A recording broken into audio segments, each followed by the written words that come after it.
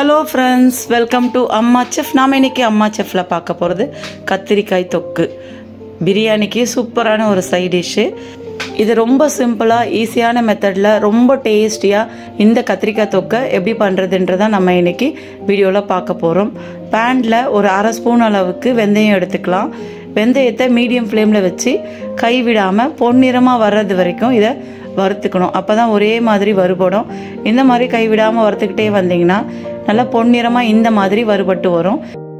இது கூடவே நம்ம ஒரு 2 டேபிள் ஸ்பூன் அளவுக்கு வேர்க்கடலை சேர்த்துக்கலாம். நான் வறுத்த வேர்க்கடலை தான் சேர்த்துருக்கேன்.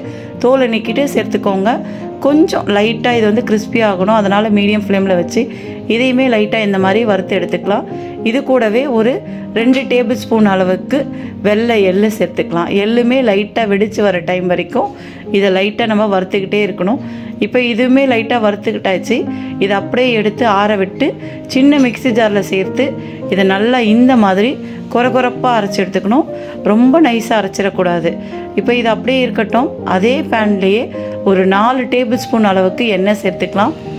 எண்ணெய் சேர்த்துட்டு இதில் கத்திரிக்காவை நம்ம வதக்கி எடுத்துக்க போகிறோம். எண்ணெய் நல்லா சூடாகணுங்க.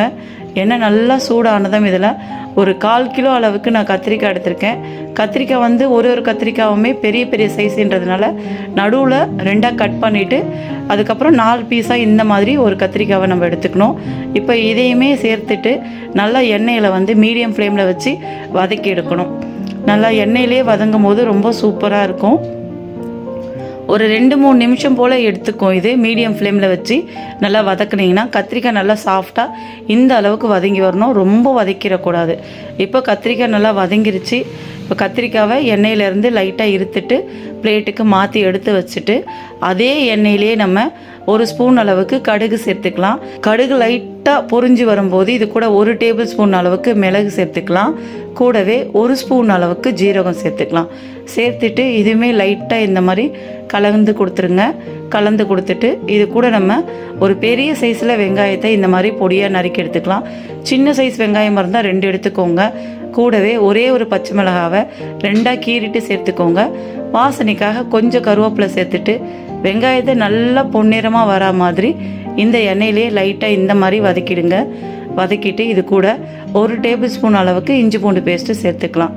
சேர்த்துட்டு இதுவுமே பச்சை வாசனை போகிற அளவுக்கு வெங்காயத்தோடு சேர்த்து நல்லா வதக்கி எடுத்துருங்க. இதுவுமே நல்லா வதங்கி வந்துருச்சு. இப்போ இது கூட நம்ம தக்காளி சேர்த்துக்கலாம். தக்காளி பார்த்திங்கன்னா பெரிய சைஸ் தக்காளியாக ஒரு 2 தக்காளி எடுத்திருக்கேன். தக்காளியை கொரகொரப்பாக தான் அரைக்கணும். ரொம்ப நைஸாக அரைக்கக்கூடாது.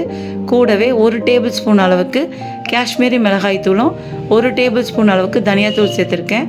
கூடவே 1/4 ஸ்பூன் அளவுக்கு மஞ்சத்தூளும் இந்த இதுக்கு தேவையான அளவு உப்பு சேர்த்துருக்கேன். காஷ்மீரி மிளகாய் தூள் இல்லைன்னா ஒரு ஸ்பூன் அளவுக்கு வெறும் மிளகாய் தூள் சேர்த்துக்கோங்க. இது நல்லா பச்சை வாசனை போகிற அளவுக்கு தக்காளியோடு சேர்த்து இந்த மாதிரி நல்லா வதக்கணும். கைவிடாமல் இந்த மாதிரி நல்லா வதக்குனிங்கன்னா தக்காளியோட பச்சை வாசனை நல்லா போயிட்டு நல்ல கமகமன்னு வாசனையோட சூப்பராக ரெடி ஆகிடும். கூடவே ஒரு சின்ன நெல்லிக்காய் சைஸில் புளி எடுத்து அதை நல்லா ஊற வச்சு கரைச்சி இந்த மாதிரி கொஞ்சம் போல் சேர்த்துக்கோங்க. ரொம்ப புளி சேர்த்துடக்கூடாது. கொஞ்சமாக தான் புளி சேர்க்கணும். இதை நல்லா மிக்ஸ் பண்ணி கொடுத்துட்டு இது கூடவே ஒரு 1/4 லிட்டர் போல், அதாவது 1 டம்ளர் அளவுக்கு தண்ணி சேர்த்துக்கோங்க. தண்ணி சேர்த்துட்டு இது எல்லாத்தையுமே நல்லா மிக்ஸ் பண்ணி கொடுத்துட்டு இதை ஒரு 15 நிமிஷத்துக்கு மீடியம் ஃப்ளேமில் வச்சு நம்ம கொதிக்க விட்டோம்னா எண்ணெய் பிரிஞ்சு நல்லா குழம்பு மாதிரி ரெடியாக ஆரம்பிக்கும். இந்த மாதிரி ரெடி ஆகணும். ஒரு 15 நிமிஷத்துலேயே நல்லா எண்ணெய் பிரிஞ்சிருச்சு. நல்லா இதை கலந்து கொடுத்துருங்க.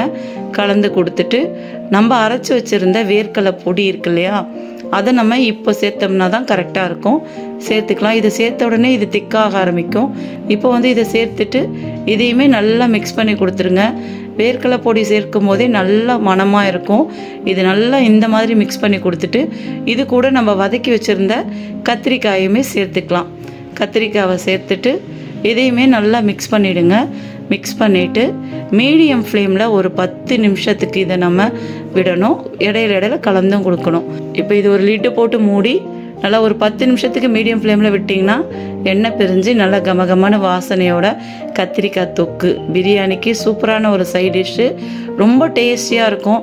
சுட சுட சாதத்துக்குமே இதை போட்டு நம்ம அப்படியே சாப்பிடலாம். பிரியாணிக்கு ரொம்ப சூப்பரான ஒரு சைட் டிஷ்ஷு. இது ரொம்ப ஈஸியாக நம்ம செஞ்சிடலாம். நல்லா இதை மிக்ஸ் பண்ணிவிட்டு சூப்பராக பிரியாணிக்கு சர்வ் பண்ணலாம். நீங்களும் வீட்டில் செஞ்சு பாருங்கள். செஞ்சு பார்த்துட்டு உங்களோட கமெண்ட்ஸை கொடுங்க.